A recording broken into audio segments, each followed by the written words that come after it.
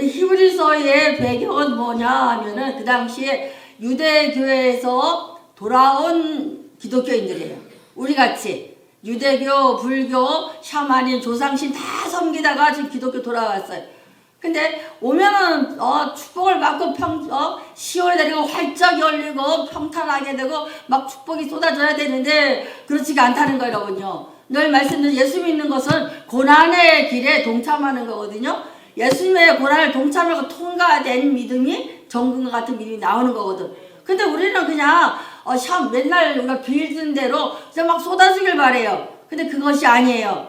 그래서 오늘 이 말씀을 주신 것은 히브리서의 저자가 사도 바울의 서신서니까 대상은 누구예요? 수신자는 흔들흔들한 유대교에서 돌아온 우리 같은 성도들에게 주시는 메시지예요. 이게 명확해졌을 때에 신앙이 흘러 떠내려가지 아니하고 닷을 내린 견고한 신앙이 되고 뿌리 내린 신앙자가 될 수가 있는 거예요. 우리 이런 성도가 되시길 바라요. 오늘 본문 말씀은 이스라엘 사회는 족보사회예요, 여러분. 족보사회. 우리는 누굴 만나면 뭐부터 물어봐요? 당신 몇 살이에요? 이러잖아, 그지? 그러니까 유다지파는 유다인들을 항상 족보를 묻거든요. 우리 당신 나이 몇 살이에요? 어느 학교 나와서 어디 지방이에요? 성씨가 뭐예요? 그래서 연결해서 가까이 지내려고 그래. 이스라엘 사람들은 당신 무슨 지파예요? 아론 지파, 유다 지파, 레위 지파, 뭐 자기들 마음대로 이렇게 불러요. 그러면 나는 레위냐? 그럼 거기만 치네. 12지파 아니면 상종을 안 해요, 여러분요. 이런 유다 사회가 기독교화 됐으니까 전통적인 관념이 치유가 됐을까? 바뀌었을까? 안 바뀌었을까? 안 바뀌었다는 거예요, 여러분요. 내가 여러분의 말씀을 많이 드려요. 그런데 그 말씀을 흘러 떠내가게 하지 마시고 닷을 딱 닫으라고, 여러분요. 왜? 우리는 자꾸 돌아갈 수 있는 확률이 높아, 안 높아? 높아요. 옛 습성으로 돌아가는 확률이 80% 이상이에요. 밀집대를 딱 이룰 때에 전쟁이 나도 못 쳐들어오는 거예요. 누가 맡고 계셔요? 하나님이. 시작하시니까 마무리도 하나님 아시잖아요. 그들을 다 진멸해버리거든요. 여러분 진멸할 수 있어 없어요? 없어요. 우리 사단의 권세를 밀집대어를 이루고 쫙 나갈 때 하나님이 일하시는 거예요. 이 역사가 우리 가운데 일어나되 그렇게 하기 위해서는 다 용납이 돼야 돼요. 지금 유대인들이 용납을 못하는 거예요. 옛날에 이랬었는데 왜? 고난이 오니까. 고난이 오면 다 신실해요. 고난이 없을 때는. 막상 고난이 탁 터지면은 다 본성이 드러나는 거예요. 여기 유대인들이 지금 그러는 거예요. 로마가 유대교는 인정했어요. 기독교는 핍박해. 화형하고 불물에 집어던지고 사자를 던지고 그래. 그러니까 무서워 안 무서워? 모르겠다. 돌아가자. 막 이러는 거예요. 그러니까 바울인지 누군지는 모르지만 히브리서를 기록하게 하신 거예요. 누굴 통해서? 누군가를 통해서. 이건 바울 서신 아니에요? 그래서 그 말씀이 여기서 나가는 거예요. 그래서 예수님은 유다 지파라는 거예요. 응? 왜? 대제사장이라면 누구야? 누가 돼야 돼? 아론 지파, 레위 지파가 돼야 되는데 예수님은 왜 유다 지파냐는 거야? 여러분 교회가 문제가 생기면 이거부터 사도권부터 나오거든. 사도 바울이 고린도서를 써서 그 교회를 다 문제를 7가지 다 해결해 주셨어. 그러면 후서 들어가기 직전에 그렇게 사도 바울이 갑자기 가짜 사도가 돼버린 거예요. 왜? 이유가 뭐예요? 예수님 당시에 너 없었잖아. 가짜잖아. 이렇게 된 거예요. 그럼 가짜라는 것이 마지막 개척했던 교회 지금 에베소에 가 있는데 고린도에서 일어난 거예요. 그럼 에베소도 무너지고 고린도도 무너지고 갈라디아 더 데살로니가 빌립보가 다 무너지잖아요. 그러니까 사도 바울이 얼마나 기가 막히게 했어요. 아마 전에 들었을 거예요. 밤새 누굴고 쓴 편지가 눈물의 편지예요. 기록에 남아있지 않아요. 그러나 그 편지를 보내고 나서 교회가 다 완전히 평정이 됐어요. 편지 하나로. 그런 다음에 그럼 그 편지가 사도 바울이 쓰신 거예요? 성령님이 쓰신 거예요? 성령님이 사도 바울을 통하여 쓰신 거예요. 싹 편향된 다음에 고린도 후서를 쓰고 다시 사역으로 돌아가. 여기도 마찬가지예요. 히브리서도 너들 흔들흔들하고 자꾸 돌아가는데 명심해라. 내 족보하고 따지지. 예수는 유다 백성 유다 지파 맞아. 그러면서 말씀하시는 게 오늘 본문이에요. 예수님은 아론의 열이 아니라는 거야. 히브리서는 어디 저 끝에잖아요. 사도 바울은 감옥에 들어가 있고 막 들락날락하는 그런 시점에서 저 예수님은 아론의 계열이 아니야. 레위인도 아니야. 유다지파야 가짜야. 이렇게 돼버린 거예요. 그러니까 구약성경 두 구절을 명확히 아시면 돼요. 그때 말씀하시는 게 예수님은 아론 지파도 아니고 레위 지파도 아니고 유다 지파도 아니고 누구의 지파예요? 멜기세덱의 지파, 하나님 지파다 선언하는 게 구약에 나와 있어요. 사두개인은 누구냐면 사독계열의 사독하다 사두개인인 거예요. 다윗 시대 때 우리가 배웠잖아요. 엘리 제사장 시대 때 다윗이 쫓기고 사울이 쫓기가다 도망간 데가 어디로 갔어요? 엘리 제사장 집에 뛰들어간 거야. 뛰들어가 보니까 어떻게 진설병이 있거든. 며칠 밥도 굶었는데 진설병에 있는 떡을 누가 먹는 거예요? 아니 강대상에 들여준 거 다 레위인들이 먹고 제사장들이 먹어야 되는데 다윗이 뛰어들어갔더니 제사장이 급하니까 생명 살리기 먼저 이 떡상이 중요해요. 그러니까 거길 뛰어넘은 제사장이 떡을 먹였어. 근데 이 소문을 누가 갖다 도비가 갖다 일러 퍼졌어요. 제사장이 다윗을 숨겨서 제사장이 잡숴야 될 떡을 먹였다는 거야. 난리가 났어. 그러니까 사울이 그 소리를 듣고 화가 나갖고 쫙 돌아가서 80명의 제사장들을 다 죽여버렸어요. 그때에 아비아달이라는 사람들을 제사장이 하나 도망가게 망했어. 그러니까 그럼 제사장 80명이 누구 때문에 죽었어요? 다윗 때문에. 그런데 나단 선지자 다음에 사독이라는 제사장이 있었어요. 그럼 이 제사장은 뭐야? 태어나면서부터 종신직이에요. 다. 아버지가 대제사장이면 아들도 제사장, 손자도 제사장. 당연한 거야. 그래서 두 계파가 갈려져 있었던 거예요. 다윗 때는 대제사장 한 명이고 나머지 제사장은 수천 명이 있어요. 또 반차로 24 반차로 돌리잖아요. 1년 내내 15일만 수종 들게끔 만들었어요. 왜? 소홀히 할까봐.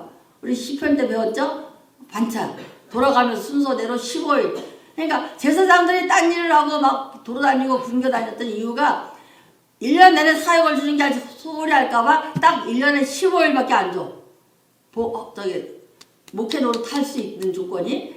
대제사장 한 명이야.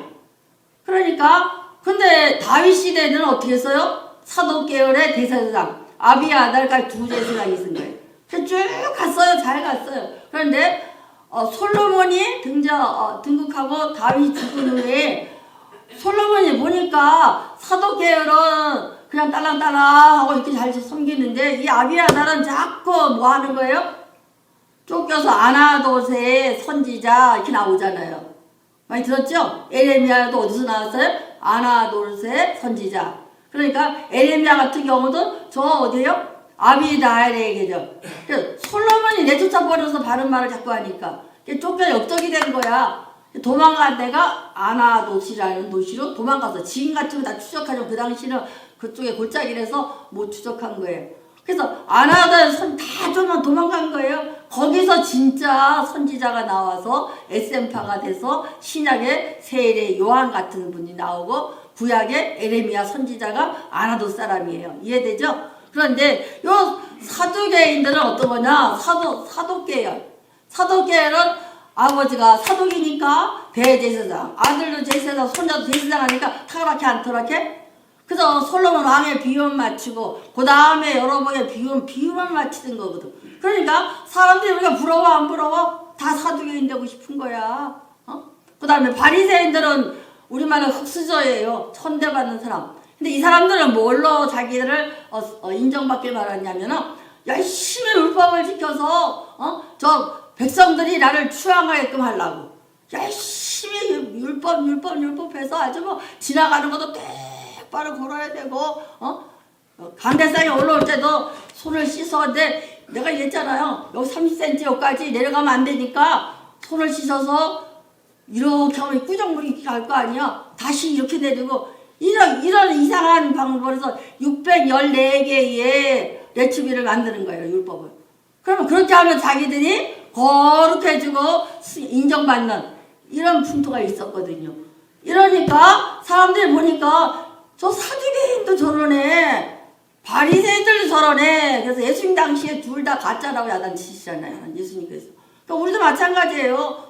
형식적으로 묶여서 저 세상 사람이 들어왔을 때에 우리 모습 변화가 돼야 되는 똑같이 행동하네. 에이 이렇게 되거든요. 다 돌아갔다는 거예요. 그럴 때에 하나님 말씀 주시는 거예요. 나는 레위 지파도 아니고 유다 지파도 아니고 아론 지파도 아니고 누구 지파? 멜기세덱의 지파다. 하나님 지파다 선언한 게 창세기 14장이에요. 14장이 무슨 장이냐? 아브라함이 12장에 부름받았어요. 13장에 흔들흔들하다 14장에 전쟁이 터졌어요. 남쪽에 5개국, 북쪽에 4나라가 같이 전쟁이 일어난 거예요. 우리 인간편의 전쟁인데 하나님께서는 아브라함에 복 주시기 위한 것이 14장이에요. 그런데 아브라함에게는 318명밖에 군사가 없었어요. 북방에 4나라, 남방에 5나라, 9나라가 쳐들어오는 거예요. 9나라. 그러면 318명을 이길 수 있어 없어요? 있는데 조카 하란의 조카 룻이 붙들려가 버린 거야. 더 연합군에게. 그러니까 쫓아가 싸워야 돼 안 싸워야 돼? 찾아와야 돼 안 찾아와? 찾아왔다. 318명 갖고 싸워서 기적이 일어났다. 이거만 찾은 게 아니라 누가 그걸 만드신 분이에요? 하나님이 뒤에서 일하셨다. 그 당시에 축복은 땅을 차지하는 것도 축복이지만 더 큰 축복은 전쟁에서 이기면 다 전리품이 축복인 거야. 우리가 광야에서 만나와 메추라기만 먹고 살았다 그랬지만 우리가 16장인가 17장에 나와요. 출애굽에 보면 아말렉과 전쟁이 일어나요. 아말렉 그 당시 굉장히 큰 민족이에요. 그러면 애굽에서 나올 때도 귀걸이 완전히 팔 때 다 해서 발효를 쌓고 나왔어요. 하나님께서 다 쌓아주셨어. 근데 또 떨어질 말하니까 이 아래서 어떻게 해요? 신광에서 전쟁을 해서 아말렉을 쳐부셨어요. 쳐부수면 뭐가 돼요? 거기에는 모든 사람들 노예가 되고 그 물질이 다 자기네 거야. 지금같이 몸만과 싸우는 게 아니라 전쟁 났다면 다 보따리 쌓고 나가는 거예요. 유랑민족이기 때문에. 그래서 왕과 왕이 딱딱 싸워갖고 지면은 몽땅 다 이쪽으로 가는 거예요. 그런 시대거든. 그러니까 하나님께서 복 주시려고 누구에게? 아브라함에게. 네가 견고히 섰으니까 한번 해봐라. 롯을 시험 삼아 보낸 거예요. 전쟁터로. 뺏겼어. 그러니까 아브라함이 318명하고 뛰어드는 거야. 그래 누가 싸워주셨어? 하나님이 싸워줘. 9개 나라를 다 이겨버린 거예요, 여러분요. 그러니까 축복이 몇 개가 들어온 거예요? 9배로 들어온 거예요. 이걸 기억하세요. 그러니까 아브라함이 놀라서 얼마나 감사한 일이에요. 그러니까 17절 말씀. 아브라함이 그들 놀매와 그와 함께한 왕들을 쳐부수고 돌아올 때 소돔 왕 사회 골짜기 왕의 골짜기로 나와 그를 영접하였고 9나라 중에서 2나라 왕이 영접하는데 소돔 왕은 누구냐? 세상적인 부귀영화 누리는 사람. 응? 자기 이름 드러내고 다 자기 것 만드는 이 사람이었고 그럼 영접을 했지만 받아들이겠어? 안 받아들이겠어? 안 받아들 그냥 그런가 보다 했는데 18절 말씀 살렘은 멜기세덱의 떡과 포도를 가지고 나왔으니 그는 지극히 높으신 하나님의 제사장이었더라. 여기 나와요. 멜기세덱이 뭐냐? 그러면 여기서 보면 살렘 왕, 의의 왕. 살렘은 누구예요? 의의 왕은? 신약의 예수님을 그림자로 살짝 보여주는 거야. 저 소돔 왕과 살렘 왕을 비교하시는 하나님께서는. 전쟁에 이겼지. 저 소돔 왕 때문이 아니라 누구 때문에? 살렘 왕, 의의 왕 멜기세덱이 와서 뭐 했어요? 소돔 왕은 물질을 잘하고 막 이랬는데 이 멜기세덱 왕을 와서 뭐예요? 떡과 포도를 가지고 나왔으니 떡과 포도는 누구의 그림자예요? 예수님의 그림자거든. 그러니까 이 구약의 예수님을 하나님께서 창세기 3장 15절에서 여자의 후손으로 했어요. 근데 그분이 하는 일을 그림자로 보여준 장이 요자유설이에요. 그래서 살렘 왕이 포도주와 떡과 성찬하는 분이더라 이렇게 말씀하시는 거예요. 그러니까 거기에 엎드렸을까 안 물었을까? 아브라함이 엎쭉 엎드린 거예요, 여러분요. 와, 나의 주 큐리오스가 나타났다. 하나님의 영감으로 깨달은 거예요, 여러분요. 전쟁에 이긴 분 누가 싸워주신 거예요? 살렘 왕 대신은 예수님이 싸워주셨다는 것을 구약의 그림자로 예표로 살짝 보여주신 거예요. 요게 히브리서를 끌어가는 동력이 된 거예요, 여러분요. 그러니까 성경은 반드시 성경으로 해석해야 돼요. 그 다음에 19절 말씀. 그가 아브라함의 축복과 이르되 천지주제시요 높으신 하나님이시여. 그가 아브라함의 축복과 이르시되 누가? 샬라의 왕 멜기세덱이 천지의 주제시오. 천지의 주제시오.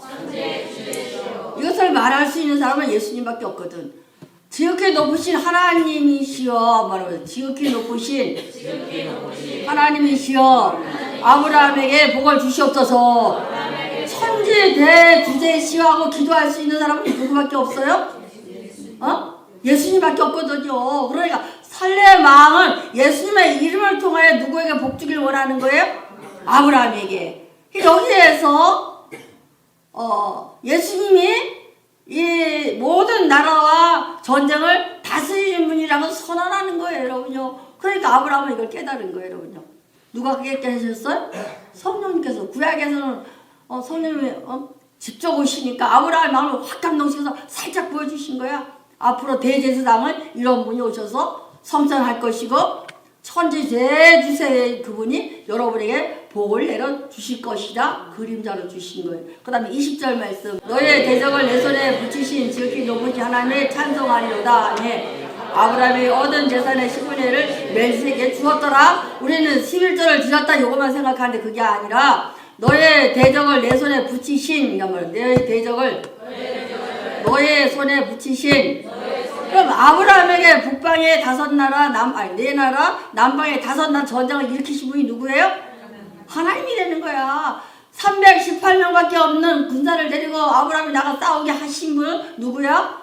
하나님이 뭐 하려고? 아브라함에 복 주시려고. 왜? 12장에서 순종했어요. 15장에서 왔다 갔다 했지만 여기 4장, 5장, 4장에 가서는 어떻게 해요? 반드시 섰었거든. 그러니까 테스트 하시려고. 전쟁에 싸워서 믿음으로 이기면 이 9나라의 복을 다 주고 누구를 만나게 해주시려고? 예수님을 만나게 해주시려고. 구약에는 예수님이 아직 안 오셨으니까 그림자로 보였던 거예요. 그러면 전쟁을 일으키신 분도 누구예요? 하나님이셔요. 또 지극히 높으신 하나님을 찬송하리로다. 그래서 한번 지극히 시작. 높으신 하나님을 찬송하리로다 하며 아브라함이 그 얻은 것의 10분의 1을 멜기세덱에게 드렸더라. 그럼 결국 뭐예요? 아브라함이 10분의 1을 드렸다는 것은 대제사장이 인정하고 하나님의 천지 대주제이신 예수님을 모셔드렸다는 증거예요, 여러분요. 그럼 여러분 11조 하는 건 교회가 돈 달라는 게 아니에요. 그건 여러분의 신앙의 고백이에요. 하나님의 물질의 경계선을 딱 세우기 위한 거예요. 그러니까 11조를 드렸다는 것은 하나님을 인정한다는 얘기 아니야? 인정한다는 맞습니다. 9나라 전쟁에서 이기게 하신 분은 천지 대주제이신 하나님께서 하셨습니다. 그러니까 대제사장 되는 멜기세덱에게 제가 고백하겠습니다. 이 뜻이에요. 두 번째가 시편 110편 중 다윗에게 하나님 살짝 보여줘요. 알듯 말듯하게 하나님께 보여주시는데 1절 말씀. 여호와께서 주께서 말씀하시기를 내가 내 원수들로 내 발판이 되게 하기까지 너는 내 오른쪽에 앉아 있으리라 하셨도다. 다윗이 기도하는데 갑자기 여호와께서 내 주에게. 그럼 하나님하고 믿던 구약시대 때에 하나님께서 내 주에게 주님 코이로스라고 주에 불렀던 그분에게 말씀하시기를. 그럼 누가 본 거예요? 다윗이 본 거예요. 모세가 에베드적으로 하나님의 말씀을 보고 대면해서 전해줬던 것처럼 다윗에게 살짝 나타나신 거예요. 누구야? 주님께서 내 원수들에게 내 발판이 되게 한다는 거야. 그러면 지금 다윗은 열심히 나가 전쟁터에 가서 계속 싸워. 싸울 적마다 누가 발판이 되고 누가 원수들을 치워? 예수님이 주가 큐리오스 되시지. 하나님이 명하셔서 예수님이 와서 하시더라는 거예요, 여러분. 이걸 말하는 거예요. 내 주 예수님은 내 하나님의 오른편에 앉아 있으리라 하셨도다. 그러니까 신약에 와서 누구예요? 예수님을 그대로 예언해 주신 거예요. 그때 그림자를 살짝 보내주신 거예요. 그럼 다윗은 그 당시에 예수님도 안 계신데 어떻게 알았을까? 영감으로 깨달았던 거예요. 그러니까 두 가지 이름이 나오는 거예요, 여기에서 처음으로. 그래서 이것을 메시아장 또 대제사장은 누구다? 오실 예수님이시다. 이것을 구약의 다윗을 통해서 하나님께서 그림자같이 보여주신 거예요. 그러니까 멜기세덱이라는 건 이해가 되죠? 우리 2절 말씀. 여호와께서 시온에서부터 주의 공의의 길을 내보내시니 주는 원수 중에서 다스리소서.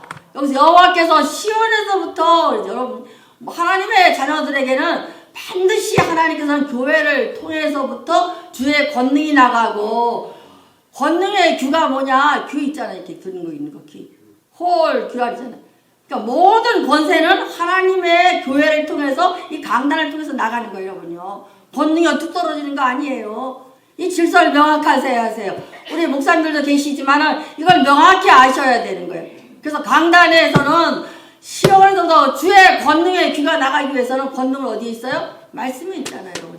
말씀에 내보내지니까 주는 원수를 중에서 다스리소서. 지금 이 시간 누가 다스려야 돼? 담임 목사가 다스려요? 아니면 주가 다스려요?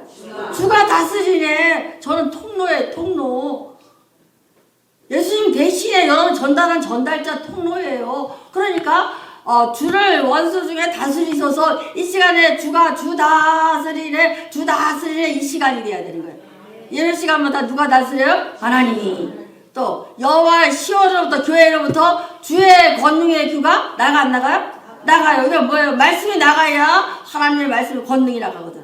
이 두 가지를 명심하시기 바랍니다. 4절로 여호와는 맹세하고 변하지 아니하시니 일시를 너는 멜기세덱의 서를 따라 영원한 제사를 하셨다.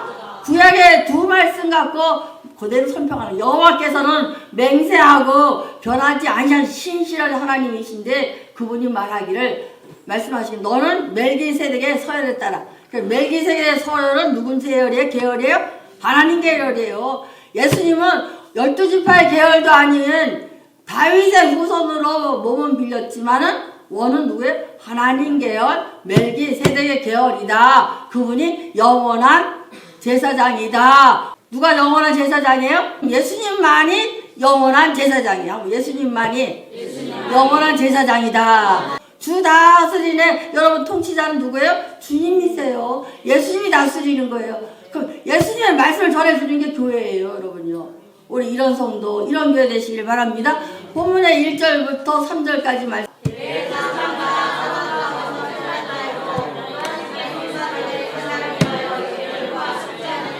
여기 나오죠? 대제사장마다 사랑 가운데 서서 이런 거 하지 말라는 얘기예요.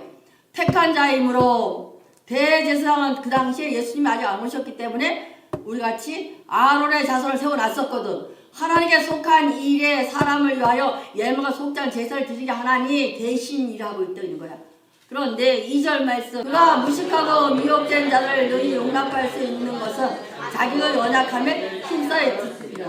그러니까 그 당시에 대제사장도 사두개인들이니까 다 걔들도 죄인이 아니야. 하나 연결돼 있어, 안 연결돼 있어? 멜기세덱을 안 받아들이는데 무슨 놈은 연결이 돼요? 예수님을 안 받아들이는데. 우린 죄라 그러니까 뭘 잘못한 건 줄 알고 죄를 용서해 주시옵소서 막 이렇게 말해요. 근데 그게 아니라는 얘기예요. 이따가 6장이가 또 나와요, 여러분요.